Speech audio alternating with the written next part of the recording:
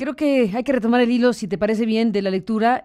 A lo mejor puedes hacer un breve resumen de lo que ya leíste y retomar el hilo para que sepamos lo que estás mandando al Consejo General del INE. Tu intención es que este Consejo del INE pudiera tomar esta carta que estás enviando al doctor Córdoba precisamente en el debate de hoy, porque el debate de hoy, la discusión, la revisión de hoy es las cuentas, precisamente las cuentas de los partidos, de los candidatos en las elecciones 2017, la discusión abierta sobre las mecánicas y mecanismos de fiscalización de los recursos que se utilizan para campañas políticas en México. Así que lamento muchísimo, Paulo, la primera parte de la lectura que, bueno, pues tuvo estos inconvenientes. Si te parece, retomamos el hilo, incluso si quieres retomar la lectura desde el inicio para que la gente tenga completo el panorama. Perfecto, Carmen.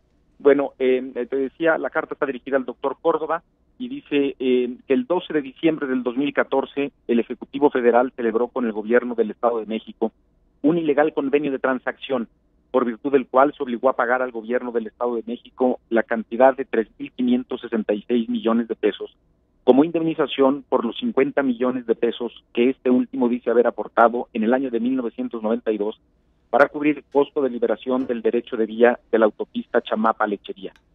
Actualizados por inflación al día de hoy, esos 50 millones de pesos no representarían más de 340 millones de pesos. El supuesto derecho del gobierno del Estado de México a recuperar esos 50 millones de pesos, si es que alguna vez existió, se extinguió en septiembre de 1997 por virtud del rescate carretero. Si no se hubiera extinguido entonces, que sí se extinguió, ese supuesto derecho se habría extinguido en agosto del 2007 por prescripción. No parece haber mucho margen para la interpretación creativa. Por si esto no fuera suficiente, el gobierno federal nunca asumió una obligación de pago o reembolso de estos 50 millones de pesos frente al gobierno del Estado de México. Por extraño que pueda parecer, el monto de la indemnización que el Ejecutivo Federal se obligó a pagar no guarda relación alguna con el monto supuestamente aportado por el gobierno del Estado de México para cubrir el costo de liberación del derecho de vía de la referida autopista, 50 millones de pesos, sino que corresponde, según lo establecido en la cláusula segunda del ilegal convenio de transacción, a, y cito textualmente, los ingresos que se hubieran generado derivados de la explotación del tramo carretero Chamapa-Lechería, de la carretera La Venta-Lechería, por un plazo de 20 años. Este monto absurdo fue determinado tomando como base cierta información proporcionada por el Fondo Nacional de Infraestructura por conducto del Banco Nacional de Obras y Servicios Públicos, Banobras, cuyo director general en la fecha del convenio de transacción era, ni más ni menos, Alfredo del Mazo Maza. En efecto, en el antecedente 13D y 13E del convenio de transacción se establece lo siguiente, que a partir de la información proporcionada por el FONADIN, el gobierno del Estado de México y la Secretaría han determinado las sumas que en todo caso corresponderían por concepto de indemnización al gobierno del Estado de México. El D que dice que para la determinación de los importes de la indemnización al gobierno del Estado de México, las partes acuerdan tomar como base la información provista por el FONADIN a través de Banobras como fiduciaria, generada en virtud de ser la concesionaria del tramo carretero en cuestión. En el antecedente 15 del ilegal convenio de transacción se afirma que la Dirección General de Programación y Presupuesto B de la Secretaría de Hacienda y Crédito Público emitió su dictamen de suficiencia presupuestaria para que la SCP realice el pago de la indemnización determinada con cargo a su presupuesto autorizado. Esto, como casi todo en esta historia, es falso. Como puede comprobarlo usted con una simple lectura del oficio número 312A 30-2124 de fecha 29 de junio del 2017, en el que el director general de Programación y Presupuesto B de la Secretaría de Hacienda y Crédito Público me informa que no existe dictamen de suficiencia presupuestaria en relación con el ilegal convenio de transacción. Una copia de este oficio se adjunta al presente escrito como anexo A. Lo que existe es una adecuación presupuestaria autorizada ilegalmente por la Secretaría de Hacienda y Crédito Público 9 días después de la fecha del convenio de transacción, que no cumple siquiera con el requisito establecido en la Ley Federal de Presupuesto y Responsabilidad Administrativa para este tipo de adecuaciones, a saber, que permitan un mejor cumplimiento de los objetivos de los programas a cargo de los ejecutores de gasto.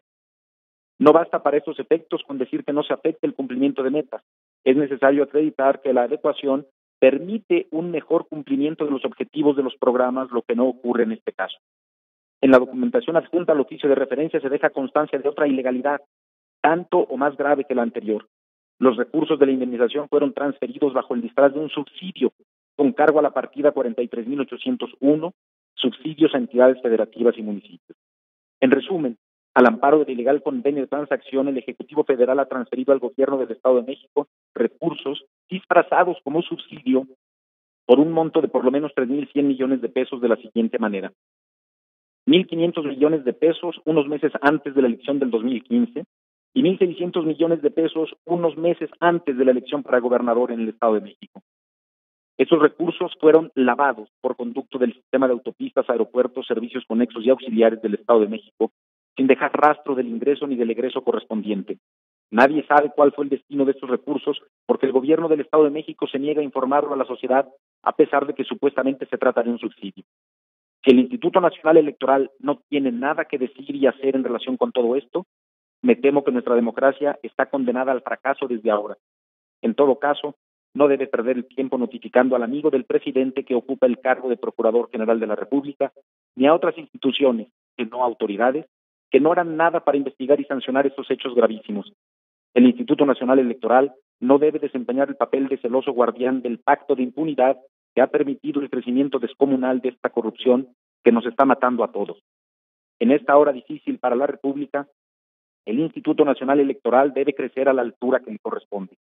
Y le solicito, con base en mi derecho de petición previsto en el artículo 8 de la Constitución Política de los Estados Unidos Mexicanos, que el contenido de esta carta sea leído en la sesión del Consejo General del Instituto Nacional Electoral a celebrarse el día de mañana, es decir, hoy, previo a la adopción del acuerdo correspondiente a este tema.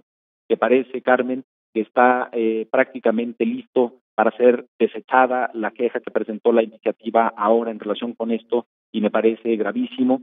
Lo único que pretendo con esta carta, Carmen, es, no sé si le haga algún caso o no el presidente consejero del INE, pero pues es no más que un deber ciudadano de hacer más evidente esto y de dejar ahí la opinión que me parece que comparten hoy muchos mexicanos, millones de mexicanos, en el sentido de que el INE debe dejar de ser este organismo irrelevante, preocupado por el formalismo más absurdo, y actuar como un verdadero árbitro que permita que tengamos elecciones no solo formalmente válidas, sino equitativas, justas y que reflejen la verdadera voluntad de los mexicanos.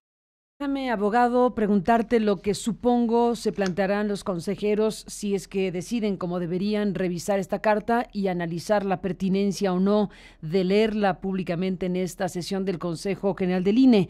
En la carta, aunque está descrito el asunto, en el cuerpo de la carta no aparece explícitamente la conexión de esta narración de hechos con el tema electoral. Es decir, ¿en qué punto conecta? Digo, no quiero pecar de ingenuidad, pero ¿en qué punto conecta toda esta descripción de hechos que desde luego deben ser investigados con toda amplitud con el tema electoral? Me imagino que alguno dirá, ¿y nosotros qué con este tema? Creo que es muy importante, Carmen. Esta es una carta que ahora dijo de manera directa al presidente del Consejo General del INE, pero en todas mis cartas anteriores en relación con este tema le he copiado, de modo que conoce perfectamente el antecedente, y tampoco quería elaborar una carta de 20 cuartillas que ya con 3 me parece que va a ser difícil que le hagan caso, pues si fuera muy larga le harían menos. El tema es muy sencillo, Carmen. Este es un esquema, este famoso convenio de transacción, es un esquema diseñado desde lo más alto del poder en nuestro país, y con eso me refiero a la Presidencia de la República, en una operación típica de la delincuencia organizada para transferir miles de millones de pesos de manera ilegal de recursos públicos al Estado de México, que fueron canalizados en dos paquetes, uno muy cerca de la elección del 2015 y la otra muy cerca de la elección para gobernador en el Estado de México del 2017. Todos los mismos personajes, estos oscuros que tienen al país en esta situación tan difícil que enfrentamos el día de hoy, son quienes participan aquí. Es Ruiz Esparza, en un primer momento, junto con el secretario Videgaray, quienes tienen esta ocurrencia ilegal de crear esto y de esconderlo, Carmen, de disfrazar esos recursos como un subsidio. Todo esto es ilegal desde un principio.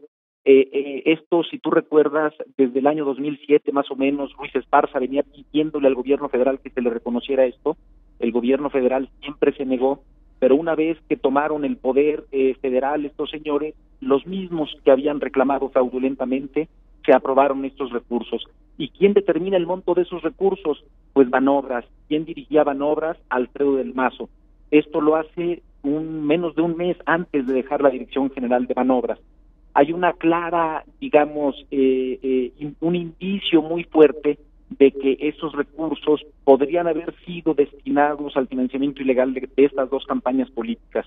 Y me parece que el INE lo que no nos puede decir a los mexicanos, porque nos cuesta mucho dinero, Carmen, y muchas otras cosas además de dinero este instituto, es que si no aparece en las facturas que le presentan o en los comprobantes de gastos que le presentan los partidos, no ve nada. Lo que tiene que ver, como he dicho en algunas ocasiones, el INE no debe estar investigando lo que enseñan los partidos, sino lo que esconden.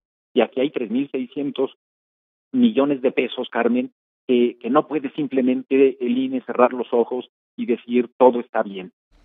Por otra parte, tiene relación con la denuncia que ha presentado la iniciativa ahora, Carmen, porque entiendo que existe también una relación directa de estos recursos que podrían haber sido destinados al financiamiento de estas tarjetas que se repartieron en la campaña del Mazo. Y si a esto le agregamos ya por último, Carmen, eso que tú diste a conocer aquí en tu programa, en el sentido de que estos recursos fueron transferidos al SASCAEM, pero transferidos y retirados de ahí en una operación, te repito, del tipo de la delincuencia organizada, sin dejar rastro de esto, me parece que hay elementos más que suficientes para que el Instituto Nacional Electoral se tome la molestia de investigar.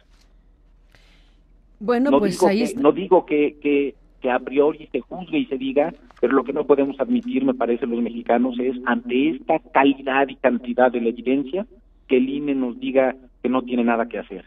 Tiene mucho que hacer. Y muchas herramientas legales para fiscalizar.